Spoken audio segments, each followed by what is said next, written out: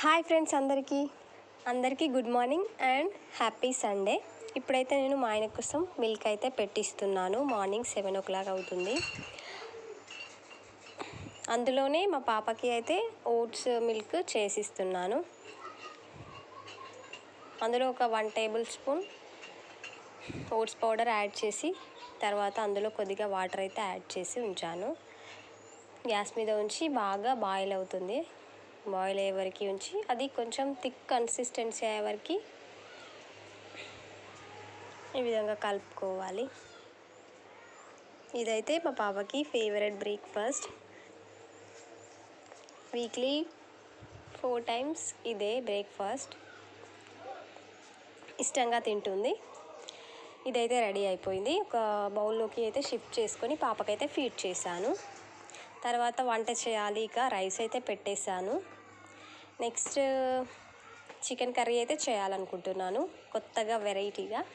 దీనికి కావాల్సిన ఇంగ్రీడియంట్స్ వచ్చేసి ఆనియన్స్, టమాటో పేస్ట్ కోసం ఆనియన్స్ ఇంకా టమాటో కట్ చేసి ఉంచుకున్నాను. అదేవిధంగా పోపుకి కరివేపాకు, అది పుదీనా, ఇవన్నీ అయితే రెడీగా పెట్టుకున్నాను. ముందుగా ఆనియన్స్ ఇంకా టమాటోస్ అయితే మిక్సీలో వేస్తున్నాను. బాగా పేస్ట్ లాగా అయితే చేసుకోవాలి. ఇలా చేయడం వల్ల గ్రేవీ చాలా థిక్గా వస్తుంది, టేస్ట్ కూడా చాలా సూపర్గా ఉంటుంది. ఈ విధంగా పేస్ట్లా అయితే చేసుకున్నాను. సండే అదేంటో కానీ అస్సలు పని అవ్వదు. ఇప్పుడు ఈ కర్రీ పూర్తి అవ్వడానికైతే మాకు 10:30 పట్టింది. ముందుగా అయితే ఆయిల్ అయితే వేసుకున్నాను. తర్వాత ఆనియన్స్ ఇంకా పచ్చిమిర్చి యాడ్ చేసి బాగా ఆయిల్లో ఫ్రై చేయాలి. పుదీనా యాడ్ చేస్తున్నాను. ముందుగా అయితే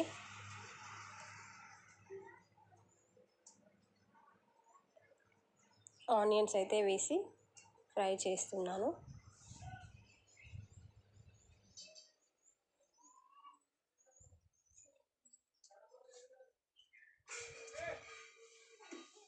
ఈరోజు సండే కదా, మీ ఇంట్లో ఏం స్పెషల్ చేసుకున్నారో కామెంట్ బాక్స్లో కామెంట్ చేయండి ఫ్రెండ్స్.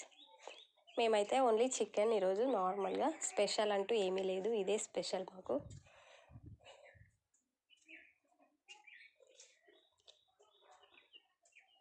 మా పాప అయితే పడుకుంది ఇప్పుడు, అందుకే ఇంత త్వరగా వంట చేస్తున్నాను. మళ్ళీ లేస్తే వంట కాదు, ఏమీ కాదు.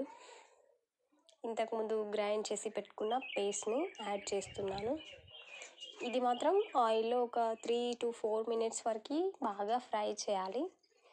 ఎందుకంటే ఆనియన్ ఇంకా టమాటో ఇట్లా పచ్చి స్మెల్ వస్తుంది కదా, అదంతా పోయే వరకు ఆయిల్లో బాగా ఫ్రై చేసుకోవాలి.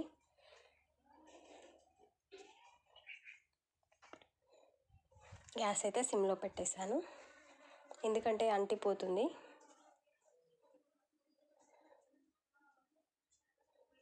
బాగా కలుపుకుంటూ ఉండాలి. ఇందులో కొద్దిగా 1 tablespoon అయితే పసుపుని యాడ్ చేశాను.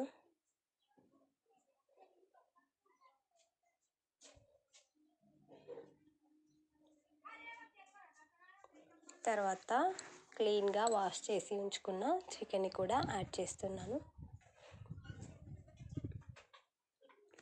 యాక్చువల్గా దాంతోనే వేద్దాం అనుకున్నాను, బట్ నా వల్ల కాలేదు. పడిపోతుందేమో అని భయంతో చేయితో వేస్తున్నాను.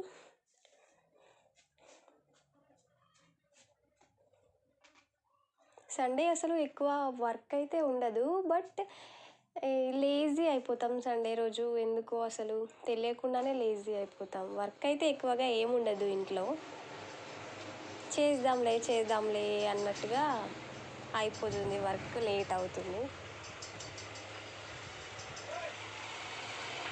ఈ విధంగా చికెన్ అయితే వేసుకొని బాగా కలుపుకుంటున్నాను.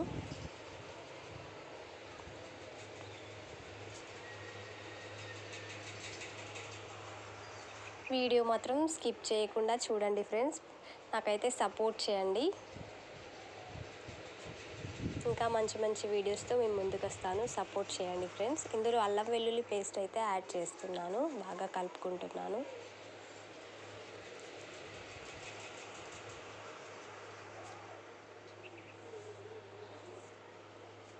అప్పుడైతే కొద్దిగానే పసుపు యాడ్ చేశాను గ్రేవీలో, టమాటో ఆనియన్ ప్యూరీలో.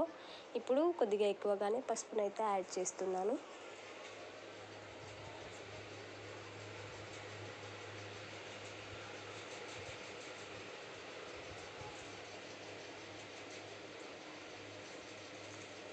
చాలా కష్టం అవుతుంది ఫ్రెండ్స్. నేనే వీడియో తీసుకుంటున్నాను, అదేవిధంగా నేనే ఒక చేతితో వీడియో, ఒక చేతితో వంట చేస్తూ. బట్ ఏం చేద్దాం, ఏదైనా సాధించాలంటే కష్టపడాల్సిందే కదా. సో ఇష్టంగానే చేస్తున్నాను. ఒక 2 స్పూన్స్ అయితే సాల్ట్ని యాడ్ చేసుకుందాం.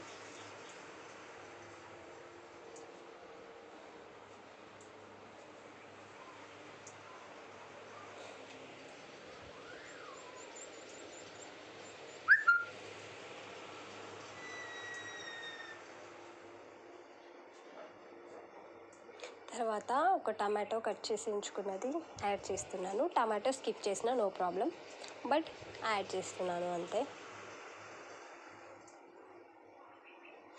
కాసేపు అలా ఉడకనిద్దాం. ఒక 10 మినిట్స్ ఉడికిన తర్వాత ఈ విధంగా వాటర్ పైకి వచ్చేలాగా ఉడకాలి.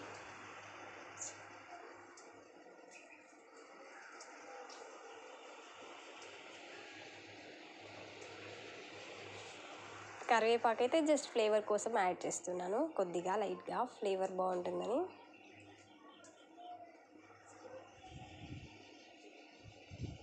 మళ్ళీ ఒక 10 మినిట్స్ అలా ఉడకనిద్దాం.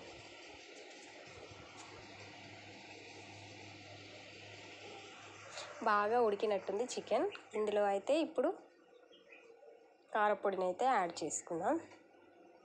నేనైతే ఒక 3 టేబుల్ స్పూన్స్ అయితే యాడ్ చేశాను. కారం ఎక్కువగా తినే వాళ్ళైతే ఇంకొద్దిగా ఎక్కువగా యాడ్ చేసుకోవచ్చు. కానీ నాన్ వెజ్లోకి అయితే కారం ఎక్కువ వేసుకుంటేనే బాగుంటుంది. ఈ విధంగా కారపొడి వేసి బాగా కలుపుకొని వాటర్ కూడా యాడ్ చేసుకోవాలి కొద్దిగా.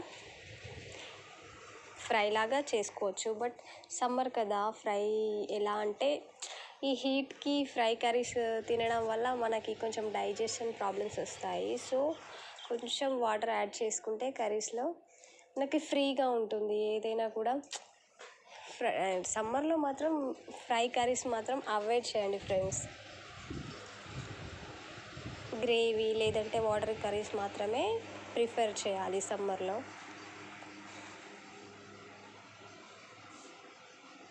బాడీలో హీట్ ఎక్కువ అయిపోతుంది కదా, సో ఫ్రై తింటే ఇంకా మనకి ఇండైజెషన్ ప్రాబ్లమ్స్ అయితే రావచ్చు. ఈ విధంగా మసాలా కోసం అయితే ఒక 5-6 మిరియాలు, 5-6 అదేంటి అల్లం, వెల్లుల్లి, లవంగాలు ఇవైతే బాగా దంచుకున్నాను రోట్లో వేసి.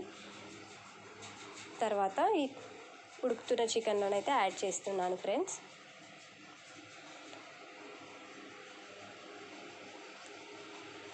అదేవిధంగా ఒక 1 టేబుల్ స్పూన్ ధనియా పౌడర్ అయితే యాడ్ చేస్తున్నాను. అంతే ఫ్రెండ్స్, ఆల్మోస్ట్ అయిపోవడానికి వచ్చింది, లేదు ఆల్మోస్ట్ అయిపోయింది చికెన్ కర్రీ, గ్రేవీ కర్రీ. చాలా టేస్టీగా ఉంది ఫ్రెండ్స్. మీరైతే తప్పకుండా ఇంట్లో ట్రై చేయండి. నేనైతే ఇప్పుడు తింటున్నాను. ఇప్పుడైతే టైం 11:30 అవుతుంది. తింటున్నాను. చాలా జ్యూసీగా ఎంతో యమ్మీగా ఉంది చికెన్ కర్రీ. చూడండి, చూస్తేనే నోరూరిపోతుంది. Bye friends.